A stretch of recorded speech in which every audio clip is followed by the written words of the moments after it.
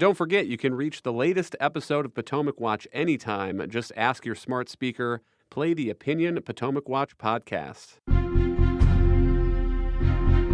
From the opinion pages of the Wall Street Journal, this is Potomac Watch. Welcome back. The other takeaway for me from the State of the Union speech was some rhetorical bipartisanship without much policy bipartisanship.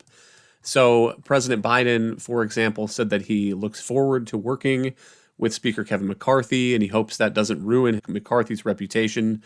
He congratulated Senate Minority Leader Mitch McConnell for being the longest-serving leader in the history of the United States.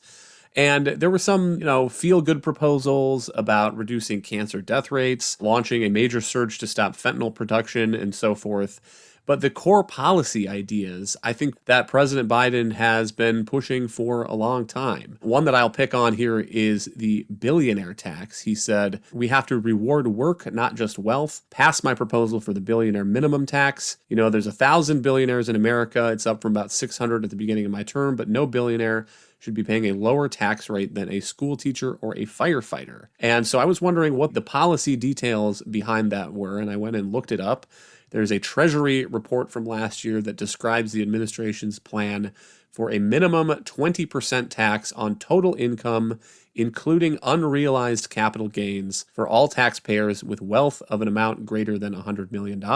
So a couple points I would make is that if you're taxing people who have net worth of more than $100 million, that is not quite a billionaire tax. And the second is if you're taxing unrealized capital gains, meaning assets that haven't been sold and that might not be very liquid, art collections or timber real estate, you're creating all sorts of problems, such as, what do you do when the values of those assets fall after the tax has been paid? How do you value stuff that isn't traded regularly on an open market? And by the way, the 16th Amendment says that Congress has the power to collect taxes on income.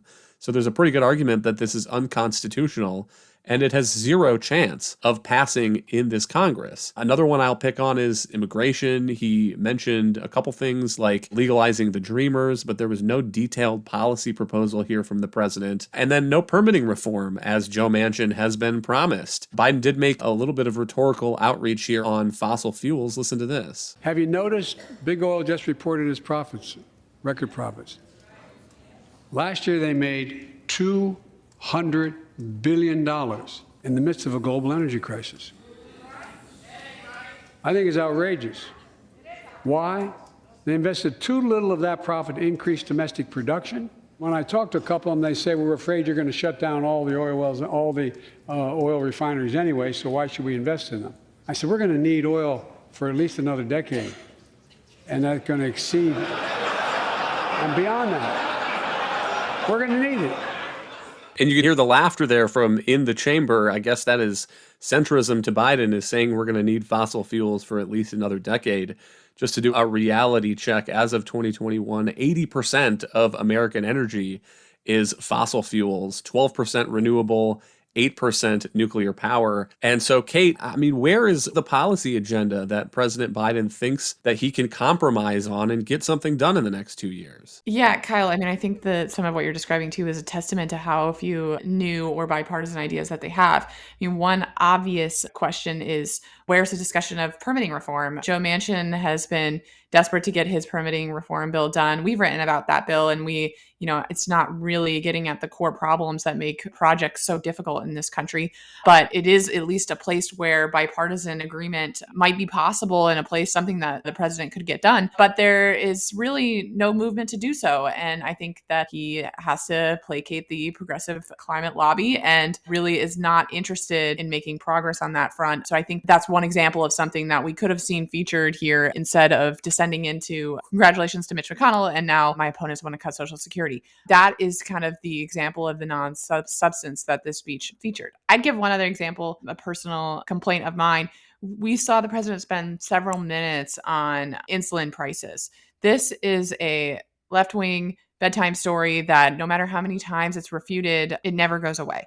So the president talks a lot about insulin prices. Basically, insulin was invented 100 years ago, and it's not any better, and pharma just charges absurd markups for it. The truth is that sticker prices for insulin are high, but most people don't pay them, and there's a narrow subset of uninsured people who sometimes get stuck paying the full price. Kyle, also, the innovations in insulin have been enormous, allowing, for instance, long-acting insulins that allow diabetics to sleep all night without waking up to having to take more insulin. I mean, the product categories have increased significantly, and we're also seeing some more competition in that space as people try to create generic insulins, which should drive the price down, and just more pharma demagoguery that, insulin is too expensive, when in reality, there's another place where if Democrats were serious about bipartisan efforts, they could work with Republicans on ways to increase generic competition, to speed up FDA reviews for what are known as biologic products that are not, chemical pills. It's just an example of the ways in which they are just taking some of these old ideas out for a ride and not listing anything where real compromise might be possible over the next 2 years. Kim, was there anything else in the speech that stuck out to you? Kate and I have had our turns on the soapbox here,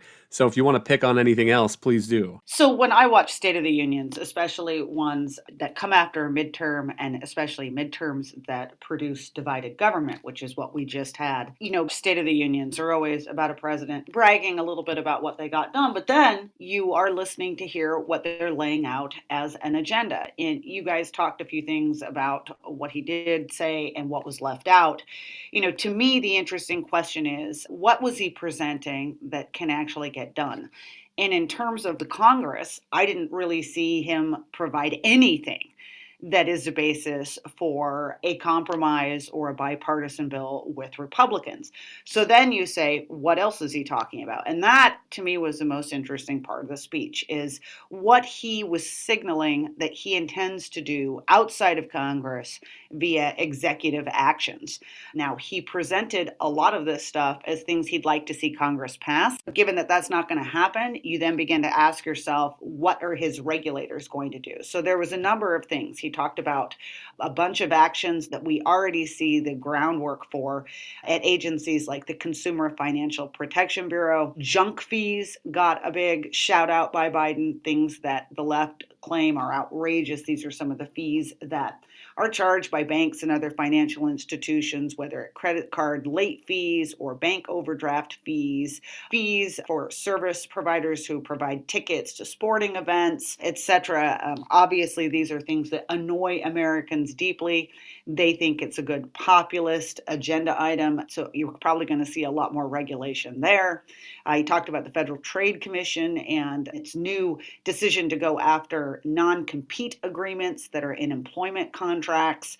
He had a little comment about how he was going to issue some sort of edict insisting that all construction material that is now used in federal contracting be made in America. That could cause some real problems, but it probably sounds good. And, a few other things. He talked about land conservation. Again, that's not something likely to go through Congress, but it could signal that the president intends to, as many of his predecessors have done, tee up some more national monuments or put more land out of bounds so that it can't be developed in any way.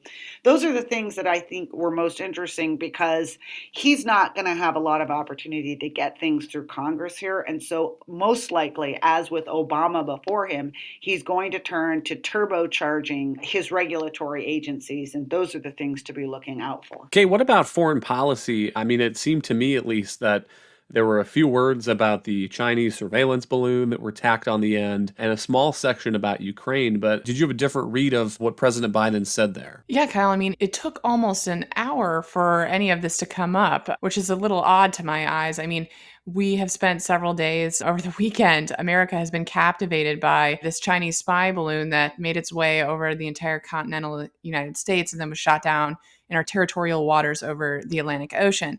Biden made a veiled reference to it, basically saying, we took it down, we took care of it, but didn't mention it with any more detail. I think clearly embarrassed by the episode and seemingly surprised by how much public blowback there was to simply allowing this thing to complete its mission before we shot it down. And very odd to not bring up these core areas until so late in the speech and only after this long recitation on baggage fees. I'm not at a point in my life where I have many resort fees, but I do aspire to get there someday. But these kinds of little items that should really be sort of attack-ons to the speech got more attention before either China or Ukraine. On the Ukraine question, just a really pro forma short mention that, again, the West stood up to Vladimir Putin. You really see that Biden is not interested in pressing the case for victory in Ukraine, for helping the Ukrainians fully evict the Russians from their territory. You've seen Senator Roger Wicker, the Senate Armed Services Committee chairman, has been making a louder case about this on the Republican side. But it was just really obvious to me that Biden doesn't intend to take it up, and that any movement on Ukraine will have to be driven by Congress. So that, again, surprising, just pro forma, how little was mentioned in these flashpoints in the world and so late in the speech. Finally, let's save a word for the Republican response by Arkansas Governor Sarah Huckabee Sanders. Here's a piece of what she said. Whether Joe Biden believes this madness or is simply too weak to resist it, his administration has been completely hijacked by the radical left.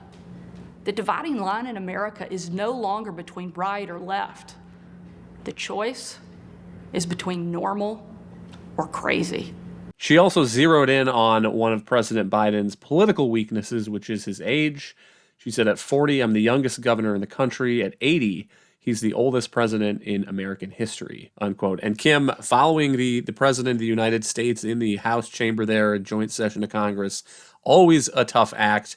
But what did you make of the job done by Sarah Sanders? Yeah, I found this a very odd response. And by the way, I don't blame this on Sarah Huckabee Sanders. These responses are crafted by party poobahs, and they are really just more the messengers, often chosen because they want to sort of present a certain face of the party.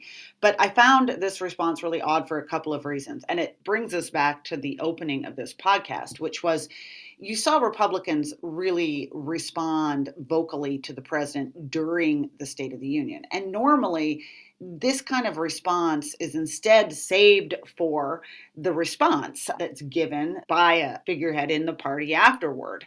And it felt as though there was very little attention spent this time on what the president's speech was likely to address and how Republicans intended to respond to this, right? I mean, there should have been a big focus in this response to that whole claim that everybody knew that Biden was going to make up there about cutting Social Security and Medicare.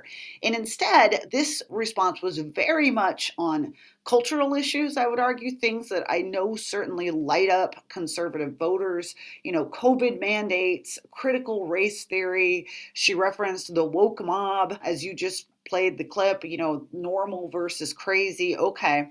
But it wasn't very in depth on policy agenda. Now, I give Republicans a little bit of a bye here in that they're currently out of power. It's not really clear who the future leader of the party is going to be. What is that agenda? But I would have thought that there could have been a little bit more focused response in terms of some of the big items that it was very clear the president was going to bring up, whether it's, the giant entitlement programs or on foreign policy or again on entitlements. And this felt much more like a response designed to kind of narrow in on some red meat, but not necessarily get very much into substance. Thank you, Kim and Kate. Thank you all for listening. You can email us at pwpodcast@wsj.com. If you like the show, please hit that subscribe button, and we'll be back tomorrow with another edition of Potomac Watch.